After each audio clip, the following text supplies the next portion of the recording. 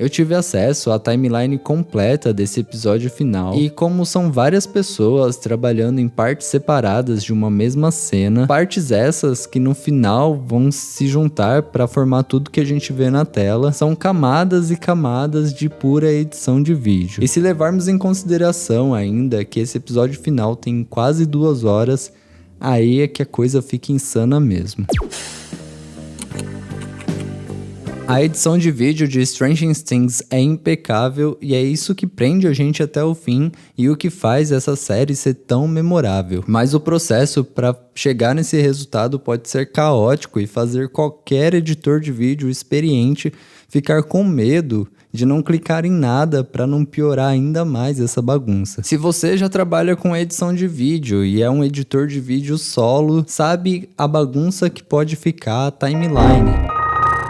Mas aí eu acho que, sendo um editor de vídeo solo, você mesmo lidando com a sua bagunça, é mais fácil de se organizar, mesmo não tendo um método muito específico. Agora imagina isso em uma escala de Hollywood, onde tem uma equipe enorme, onde cada pessoa trabalha em uma parte da mesma cena. Sim, e ainda por cima tem coisas prontas nessa timeline e as equipes responsáveis estão trabalhando em outros projetos enquanto esse aqui ainda tá rolando. Como é o caso do Storyboard, que ele fica ali acompanhando cada take que já foi gravado, mas ele fica offline somente para servir como referência. Eu já falei sobre Storyboard aqui no canal, inclusive em um vídeo onde eu edito uma cena de The Witcher, mas eu sinto que esse é um assunto que vale a pena fazer um vídeo completo sobre ele. Me diz o que você acha aqui nos comentários. Agora uma coisa que chama muita atenção e que você pode notar nessa timeline é o uso das cores. Eu uso bastante o Adobe Premiere para editar os meus vídeos, mas o diretor de edição responsável por esse projeto usa o Avid Compose. Ambos os programas, tanto o Avid Compose como o Adobe Premiere,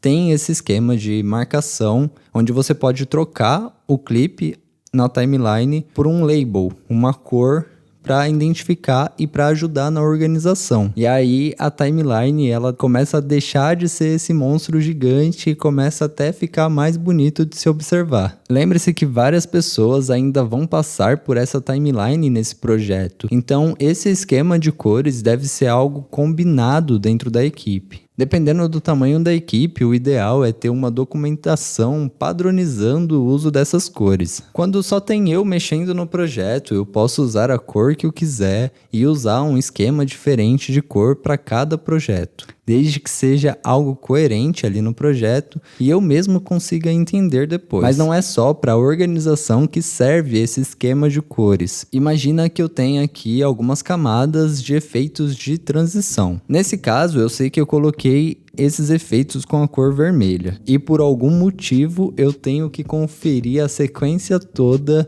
sem essas transições. É só selecionar aqui cada clipe vermelho e tá tudo certo, né? Não faça isso.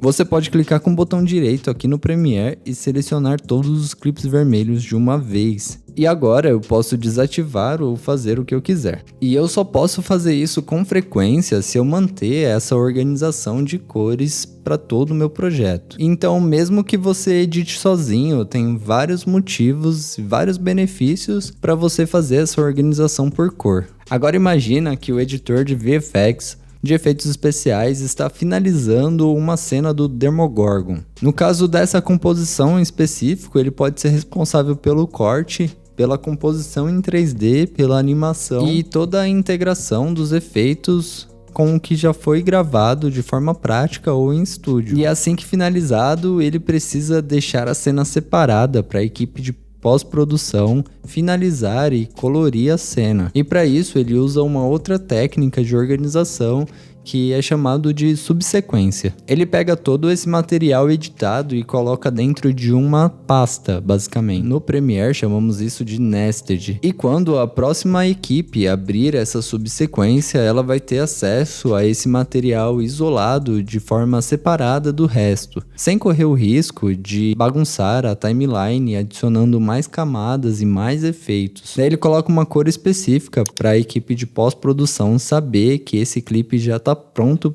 para seguir em frente. A principal diferença do Avid Compose para o Adobe Premiere é também a principal diferença entre o DaVinci Resolve e o Adobe Premiere. É que nesses dois programas você consegue fazer tudo de forma integrada. Então você não precisa fechar o programa e abrir o outro para fazer os efeitos especiais ou para tratar o áudio. No DaVinci Resolve, por exemplo, você consegue mudar pela aba o contexto da edição. Então você pode trabalhar os efeitos de cor, fazer o tratamento de cor, depois fazer efeitos especiais e depois voltar para a edição. Fica tudo separado pelas abas. Daí tem gente que vai gostar dessa coisa de ter tudo integrado em um só programa. E tem gente que, assim como eu, vai gostar de ter um programa específico para cada coisa. Na Adobe, por exemplo, você tem um programa para cada situação. Então você tem programa para 3D, você tem programa para edição de vídeo, para efeitos especiais, para tratamento de áudio, para tratamento de imagem. Inclusive o Photoshop, que é para tratamento de imagem, você pode criar LUTs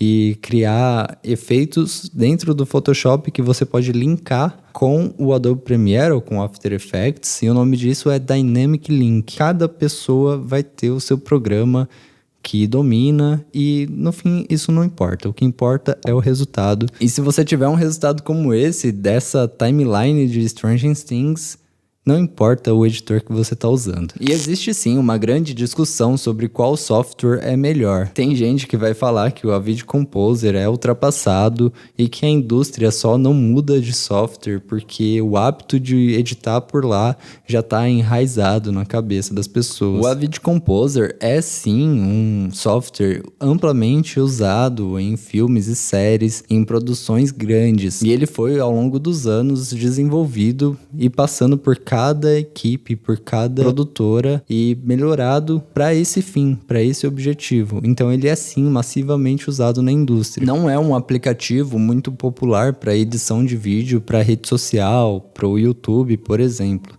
Seria como matar um mosquito com um canhão. E tem gente que vai defender o DaVinci Resolve com unhas e dentes, que ele é mais popular entre os editores de vídeo para redes sociais, mas ele também é utilizado na indústria, ele é amplamente usado na indústria. E é mais novo e mais atualizado. Mas sinceramente, na minha opinião, ver uma timeline como essa é como ver uma obra de arte. Se o editor conseguir fazer isso num aplicativo como o CapCut, eu vou ficar ainda mais impressionado. Se ele conseguir fazer isso em qualquer outro aplicativo de edição, vai ser lindo. Então, deixa a sua opinião aqui nos comentários.